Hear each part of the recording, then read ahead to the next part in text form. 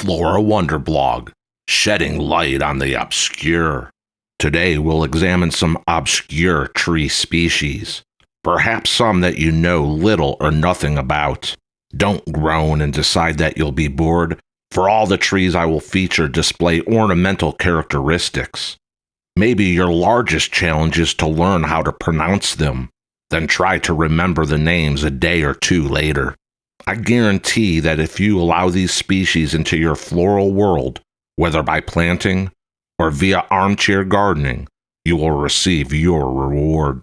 The word obscure originated in Middle English between 1350 and 1400, and was derived from Old French obscur or obscure, that derived from Latin obscurus for dark.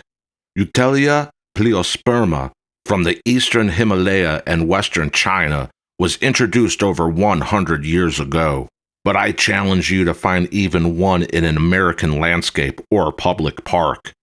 It is a small, often multi-trunk tree or large bush with attractive copper-red new growth. Reddish flowers are witch hazel-like and appear in clusters along the leafless branches. In autumn, the green leaves change to a yellow and red. The Greek-derived species name Picea refers to full of or many, and sperma is late Latin, from Greek, spirion meaning to sow, and the flowers are wind-pollinated. The genetic name Euptelea is derived from Greek, eu for well or handsome, and patella for the appearance of the fruits resembling an elm.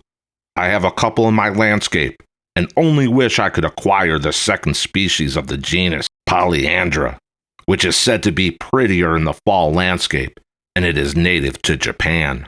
I am not really a grower of Sorbus, the ashes or rowans, but I saw species Comixta, a Japanese tree with incredible fall color about 12 years ago at the Kew Gardens in London.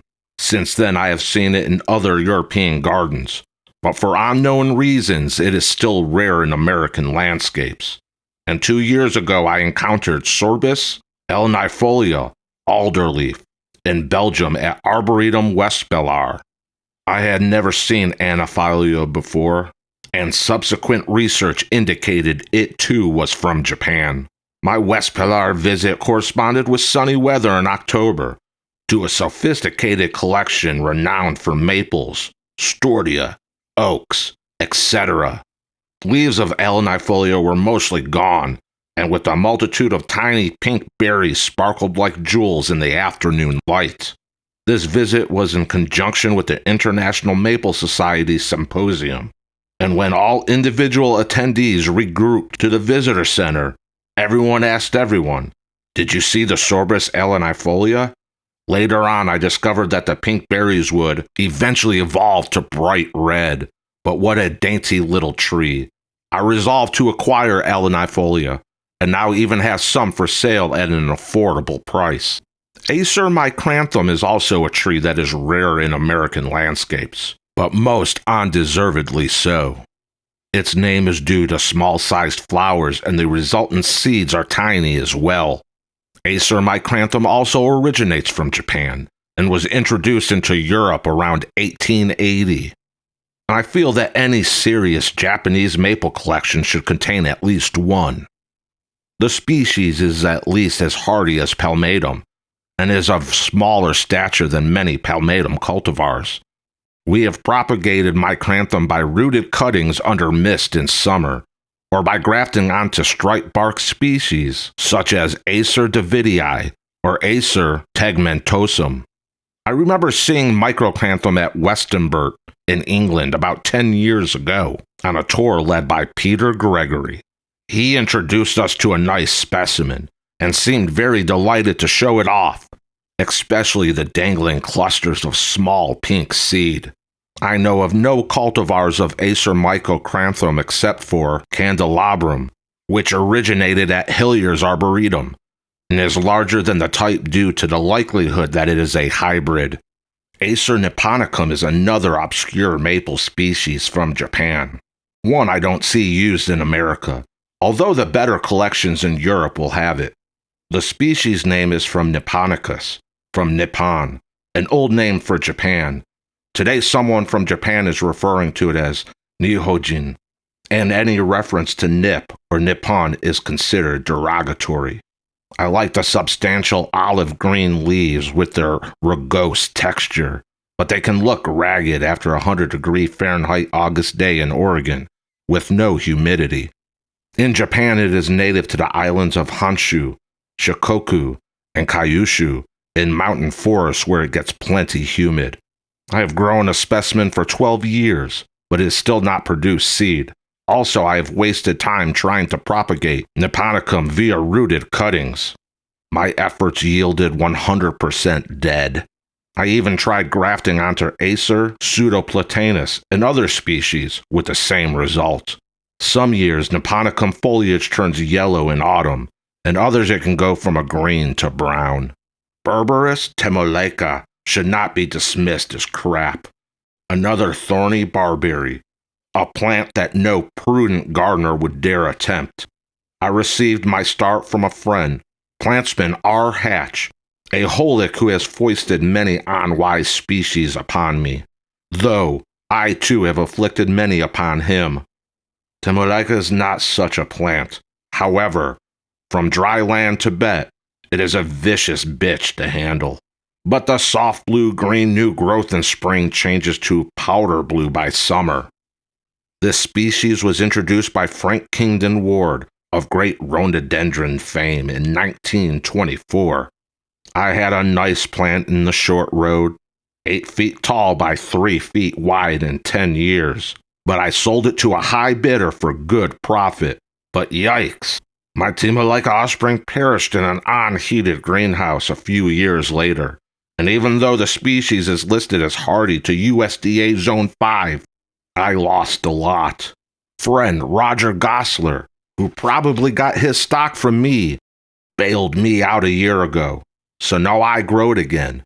Generosity, which Gosler excels at, often leads to self-preservation. So now is a good time to introduce Stewartia koreana, a seldom encountered species that rivals any in the exquisite genus. From Korea, of course. It is a small to medium-sized tree with superb, colorful bark. E.H. Wilson introduced this wonderful tree in 1917, and it is similar to species Pseudocamellia, except for wider, more spreading petals on the flowers. And the trunk of Koreana exceeds Pseudocamellia for its beauty. I have grown Stewartia koreana for 15 or so years, but never kept one around long enough to really appreciate the bark. About 3 years ago, I visited Gosler Farms and witnessed Brother Eric's garden with mature specimen, and I was ponderously amazed by the trunk. Also, autumn color is fantastic, as on any deciduous tree. What a joy to have this wealthy Gosler garden with a doable 3-hour drive away. Catalpa bignonioides is the Indian bean tree, a mid-sized Eastern American native that flowers in late summer. There exists a golden form, aureum, and variegata with creamy white variegated leaves, but I only grow the cultivar nana, which forms a small rounded bush. It is a most luxuriant tree with delicious green leaves, and my only cause for concern is that big wet leaves in a summer windstorm can lead to broken branches. Note that this Indian bean refers to American natives and not their Asian relatives.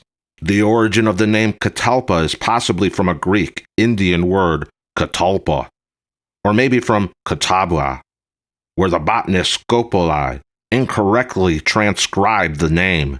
You can easily go beyond any of the speculative etymology and just consider CB, Nana, to be a wonderful little tree, certainly not one that your neighbors will ever grow, but a form that can proudly adorn your garden. One of the most graceful of any specimen in the Flora Wonder Collection is Juniperus coxii, the Himalayan drooping juniper. It is a conifer that seldom appears on our plant availability because of difficulty in propagation and slow rate of growth. And it can take up to a dozen years before you have anything that looks good. It is popular in the better arboreta in Britain, and most likely the fantastic specimens there were propagated by seed. Originally, Coxii was collected in northern Burma by E.H.M. Cox and Reginald Farner in 1920. It was once considered a variety of Juniperus recurva, and indeed Hillier's Manual of Trees and Shrubs 5th edition still lists it that way. The Brexie and Rax and conifers around the world 2011 report that the recent molecular studies support Coxii's treatment at species rank. In any case, a typical recurva shows little horticultural merit, while Coxii displays longer and more pendulous branches. Besides the beauty of jade green foliage, older specimens feature exfoliating gray-brown trunks.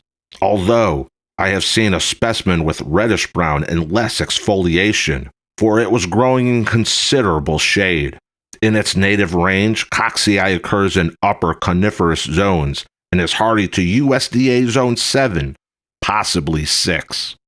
Another outstanding species is Juniperus rigida. We received our plant 25 years ago as rigida pendula, but I'm not positive whether the lax growth habit of the species was inappropriately constituted as a cultivar name, or whether pendula really is a distinct selection. The species comes from Japan, Korean, and northern China, and was introduced into England by J.G. Veitch in 1861. Like Juniperus coxii, rigida is an elegant weeping tree with green foliage and exfoliating bark. Juniperus rigida is commonly known as the temple juniper, while Coxii is called the coffin juniper for obvious reasons. These two species, along with my favorite juniper of all, Juniperus cedrus, USDA Zone 7, are proof enough that the genus contains some species that are most ornamental, as much as any of the coniferous trees, and I'll add Juniperus pingii onto that list as well. Another weeping conifer, Picea breweriana, is of great beauty, and I've been interested in it for my entire career. The Hoyt Arboretum in Portland, Oregon housed a collection of 15 or so, planted on a hillside where you can look down at them. They must be nearing 50 years of age, and even non-horticulturalists must be impressed by them. At first, the species was considered rare when it was introduced in 1891, but numerous populations have since been discovered, and I have seen many of them myself. I vividly remember a solo Brewster spruce trip I took in southwest Oregon and northern California, where a local forest ranger provided me with maps and patted me on the back and wished me well. The poor green-shirted bureaucrat acted like he wanted to come along with me, but I usually prefer to go alone, in case I want to do something illegal along the way.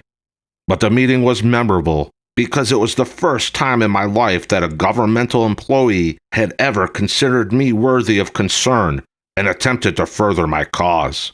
My solo trip was a success, highlighted by a photo of mature breweriana with Mount St. Shasta in the background. When I began the nursery over 30 years ago, I was able to purchase 20-year-old Picea breweriana seedlings that were 8 to 10 feet tall for $15 a piece. I lined out about 30 of them, and they sat in my field for a few years, never looking very happy. Finally, one year we had an unusually wet spring, and they died or looked bad enough for me to cut down. All the other species of Picea in the same field looked great, and I learned that if I wanted to grow breweriana at my nursery, I would have to graft them onto better rootstock, such as Picea abies. But I've seen wonderful mature specimens in botanic gardens in England and Scotland and wonder how they make it, since most botanic gardens are too snooty to have a created species in their collection. In Manual of Trees and Shrubs, Hillier writes of breweriana that it is perhaps the most beautiful of all the spruces and one of the most popular of all ornamental conifers. What does Hillier mean by popular? No one in England, outside of botanic gardens, grows the species. I think that old Hillier and his plant friends were enthusiastic about breweriana, but that it remains rare in English landscapes. I invite any bona fide Englishman to correct me if I'm wrong. All plants featured in this blog are worthy of growing, as I had said at the beginning, but I would be bankrupt if I depended on you to buy them from me. So from time to time, I go out and visit mine and leave you to your preferences. If you are a specialty nursery or boutique garden center wanting the rare and exceptional plants your customers love, register as a wholesale customer on buckoltznursery.com today.